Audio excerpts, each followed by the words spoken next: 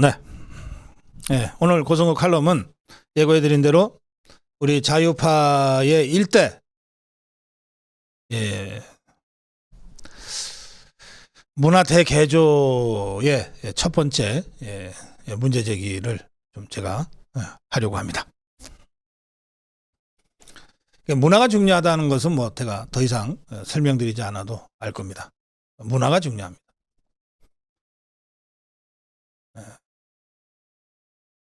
우리 국민들이 우리 자유파와 저 종북주사파를 접할 때 이성과 논리로 접하지 않아요.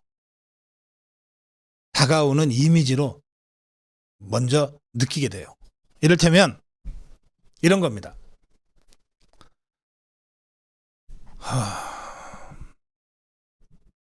압구정 하면 뭐가 떠오릅니까? 젊음이 떠오르잖아요. 홍대 입구, 뭐 연남동 연트롤, 뭐 이러면 다 젊은 그 흐름들이 떠오르잖아요. 반면에 낙원상가, 뭐 세운상가, 무슨 탑골공원, 이건 무슨 정치 이념도 아니고 여야도 아니지만 그 떠오르는 이미지가 우리에게 실제로 심각한 영향을 미치죠.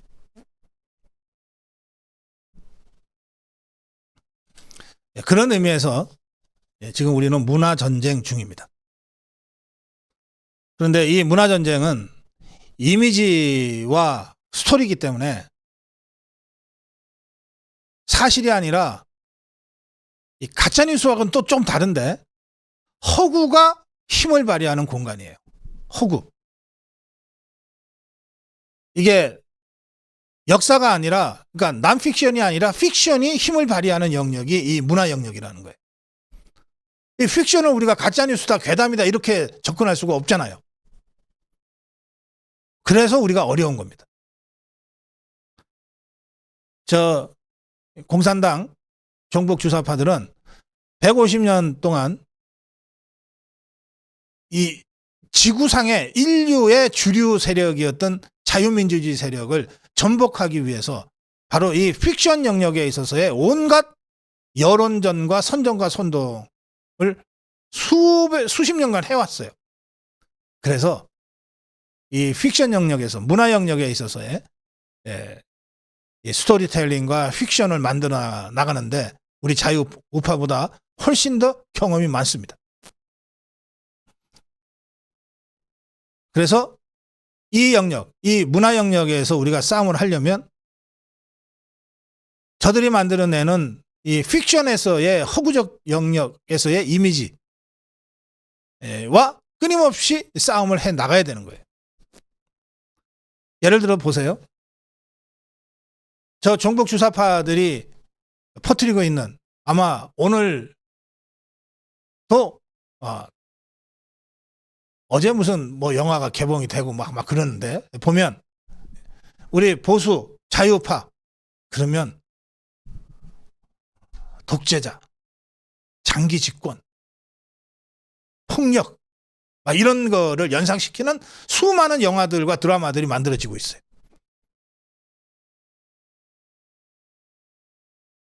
그리고 저 종북주사파들은 좌파 진보로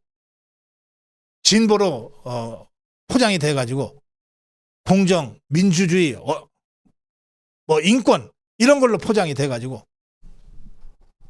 무슨 택시가 어쩌고 뭐 5.18에 뭐 이런 식으로 접근이 되어 있는 거예요. 그래서 여기 이 문화 영역에서 픽션으로 또 교묘하게 팩트와 섞여서 유포되고 있는 저 종북주사파들의 이 문화 콘텐츠를 원천적으로 적극적으로 차단해내지 않으면 박정희 대통령을, 이승만 대통령을 책 속에서나 영화로만 접할 수밖에 없는 우리 젊은 세대들에게는 이 보수의 가치, 자유파의 가치, 이승만 대통령의 건국, 박정희 대통령의 근대화를 제대로 전파할 수가 없게 되는 거예요. 그래서 우리 자유파도 일대 문화전쟁을 시작하자. 이것이 제가 오늘 고성호 칼럼에서 문제 제기하는 그 핵심입니다. 또 한 가지 말씀드릴 것은 문화라고 해서 추상적인 거라고 생각하시면 안 돼요. 뭐 자유, 민주주의, 인권, 공정 이런 것은 추상적 가치지만 실제로 이거는 국민들에게 구체적으로 다가올 때는 구체적인 사람 이미지로 다가올 가능성이 많아요. 그러니까 이를테면 PI 이게 이제 보통 그 최고 경영자의 이미지 작업이라고 얘기하는 건데 이건 뭐냐면 삼성이라는 이미지라고 하는 이 삼성이라는 기업의 이미지보다 이병철 회장의 이미지, 이건희 회장의 이미지, 이재용 회장의 이미지로 다가가는 게 훨씬 더 쉽다는 거예요. 그리고 이병철, 이건희, 이재용의 이미지가 축적이 돼서 지금의 삼성이라는 그룹 이미지, 기업 이미지가 만들어지는 측면이 있다는 거죠. 그래서 삼성을 지금의 삼성과 같은 기업 이미지로 접근하는 것보다는 이병철의 스토리, 이건희의 스토리, 이재용의 스토리로 접근하는 것이 훨씬 더 그 임팩트가 크다는 거예요. 그러니까 윤석열 정부의 공정, 민주주의, 법치로 설명하는 것보다 윤석열 대통령의 스토리로 접근하는 것이 훨씬 더 설명하기가 쉽다는 거예요. 이 점에서 우리가 이 종북 주사파들의 선전선동에 비해서 좀 뒤처져 왔던 부분이 있어요. 이를테면 왜 종북 주사파가 그래서 끊임없이 자유우파, 보수를 공격하는 게 아니라 이승만을 공격해 왔는가? 박정희를 공격해 왔는가? 전두환을 공격해 왔는가? 왜 끊임없이 박근혜를 공격해 오고 있고 왜 끊임없이 윤석열을 공격하고 있는가? 저들은 막연하고 추상적인 이 개념으로 접근하는 게 아니라 구체적인 사람과 스토리로 공격하는 것이 설득하기도 쉽고 비방하기도 쉽다는 것을 오랜 그 문화전쟁의 경험을 통해서 알고 있기 때문에 그래요. 여기에 비해서 우리는 그런 스토리로 사람을 통해서 방어해내거나 공격해가는 일들을 잘 못했어요. 흐름이 중요하고 구조가 중요하고 뭐 이렇게 생각을 한 거예요. 그래서 저자들이 끊임없이 박근혜 대통령을 탄핵할 때 박근혜를 공격했던 그 선동의 비밀. 지금도 윤석열 정부를 공격하는 게 아니라 윤석열 대통령, 김건희 여사를 공격하고 있는 이 종북 주사파의 이 선전선동의 그 핵심 메커니즘을 우리가 제대로 이해하고 맞받아치고 있지 못하다는 안타까움이 있는 겁니다. 이제 이런 점들을 감안해서 제가 여러분께 오늘 문제 제기를 합니다.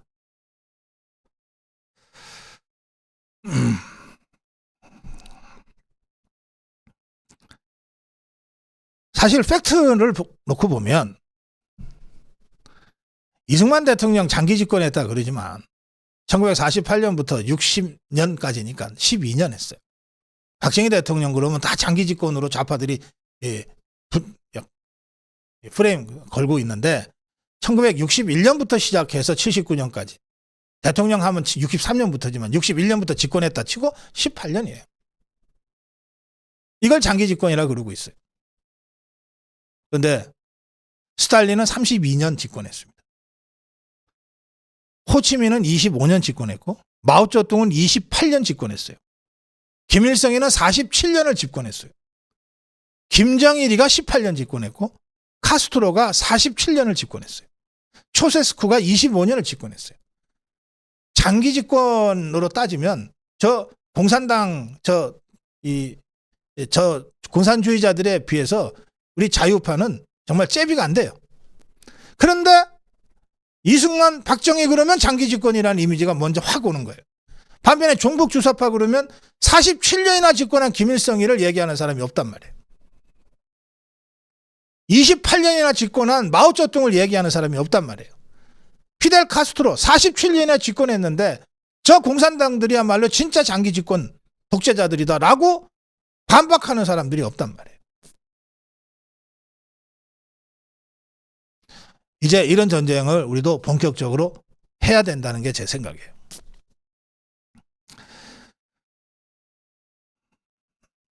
한 가지만 더.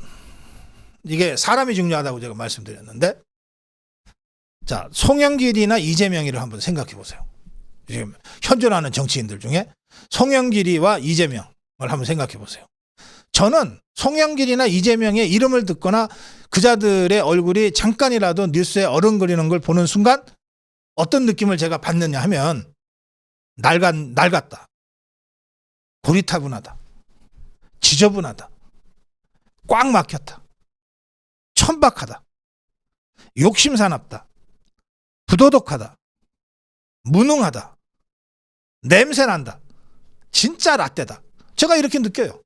송영길이나 이재명의 얼굴을 잠깐만 봐도.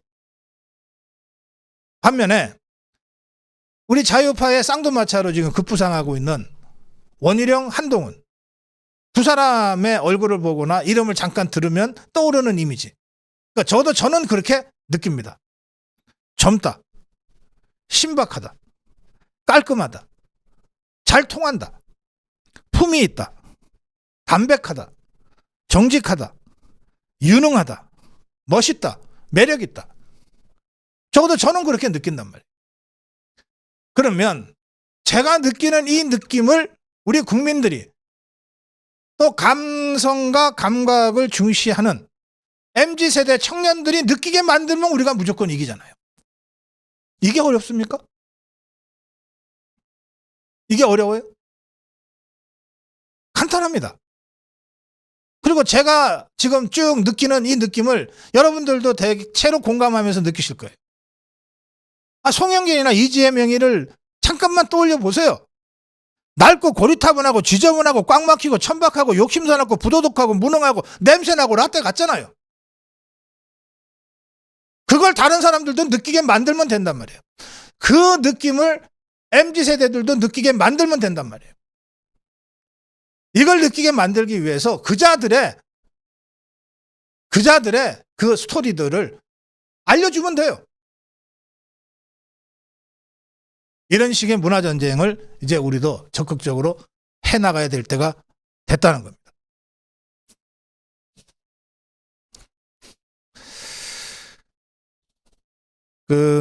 엊그저께 그 종북 주사파들이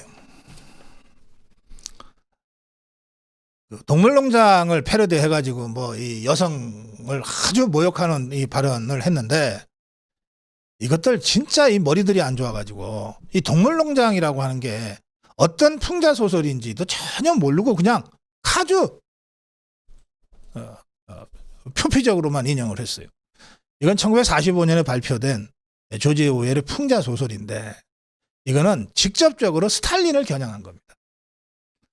그 소설에 나오는 주인공이 스노볼과 나폴레옹이라는 두 돼지인데, 스노볼은 맞아면 제대로 한번 민주적으로 뭐 좀 해보자고 하는 돼지고 결국 숙청당해요. 그래서 그 동물농장의 진짜 주인이 되는 건 나폴레옹이라는 이름의 그 탐욕스럽고 호색한인데다가 잔혹하기 이를 데 없는 나폴레옹이라는 돼지가 이제 그 농장의 주인이 돼요. 이게 스탈린이에요. 그리고 그 나폴레옹이 제일 먼저 착수한, 나폴레옹이라는 그 돼지가 제일 먼저 착수한 게 뭐냐?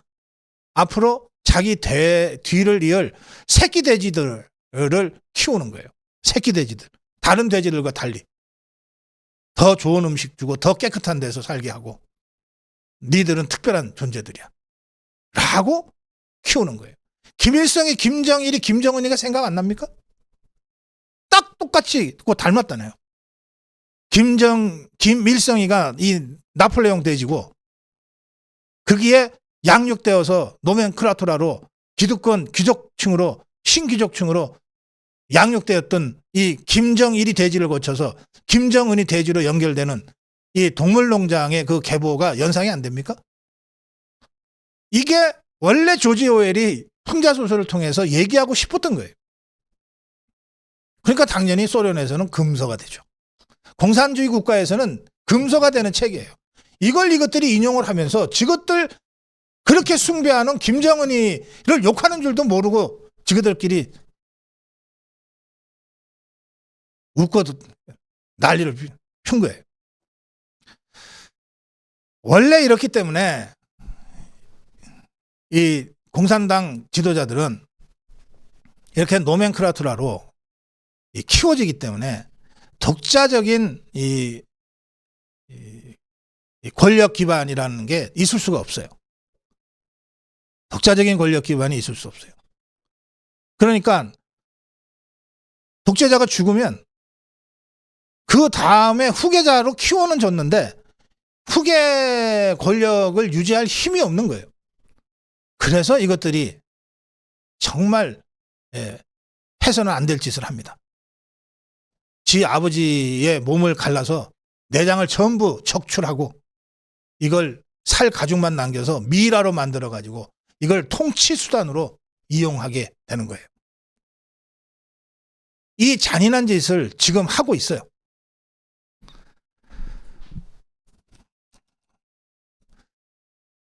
수천 년 전에 그 이집트의 미라 얘기하는 거 아닙니다.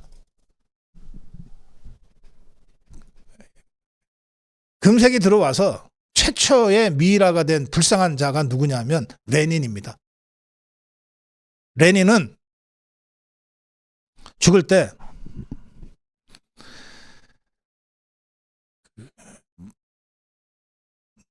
유언을 이렇게 남겼어요. 유언을 그냥 묻어달라 그랬어요. 그런데 레닌의 뒤를 이어서 권력을 잡은 스탈린이 이게 취약했단 말이에요. 권력 구조가. 그래서 레닌을 신처럼 떠받들면서 그 후광 아래서 독재를 하기 위해서 레닌을 방부 처리를 해서 미라로 만듭니다. 그래서 러시아가 이 방부 처리 기술이 제일 앞서는 거예요.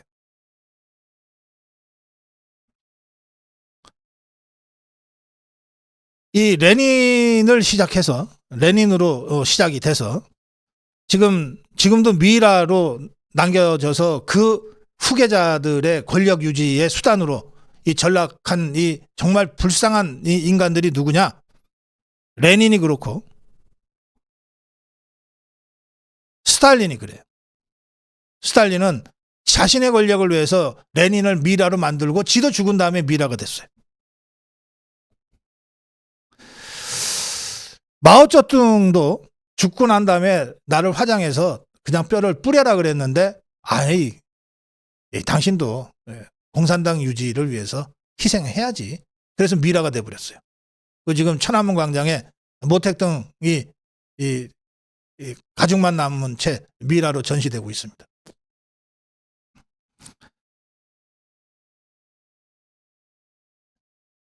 이건 미라로 만드는데 한 100만 달러 정도 든답니다. 러시아 기술이 최고인데 그 러시아 기술팀들이 미라를 만드는데 한 100만 달러 든대요.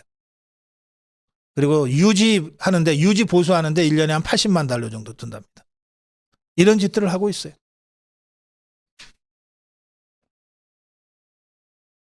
지금까지 그래서 미라로 지금도 공산당 체제의 그 선전 수단, 권력 유지 수단으로 죽어서도 봉사하고 있는 자들, 레닌, 스탈린, 구 체코슬로바키아의 고트발트, 베트남의 호치민, 중국의 마오쩌둥, 북한의 김일성, 김정일 이런 자들이에요.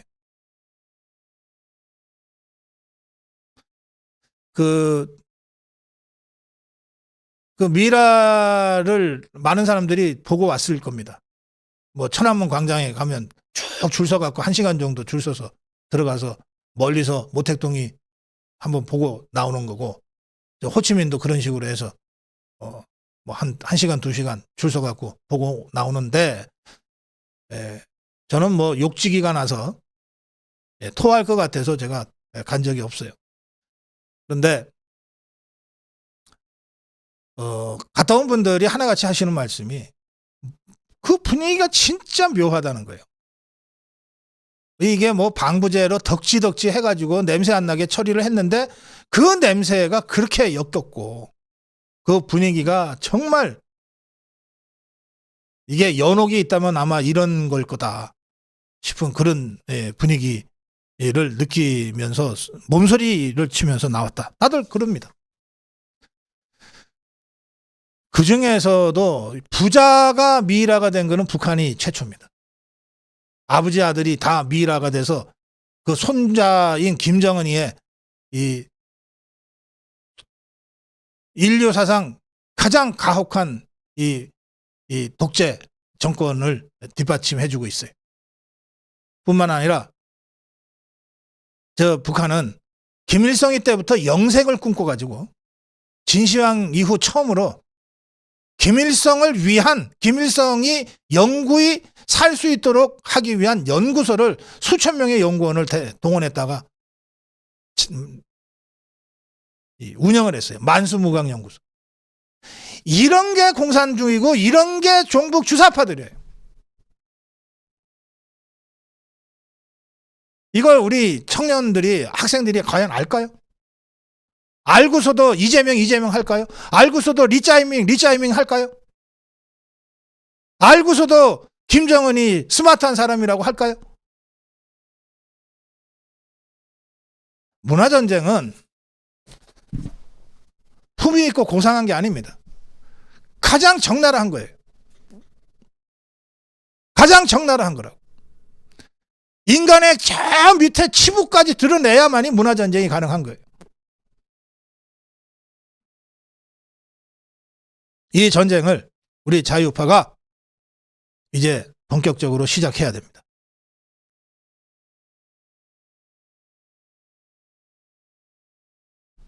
고성국 칼럼이었습니다.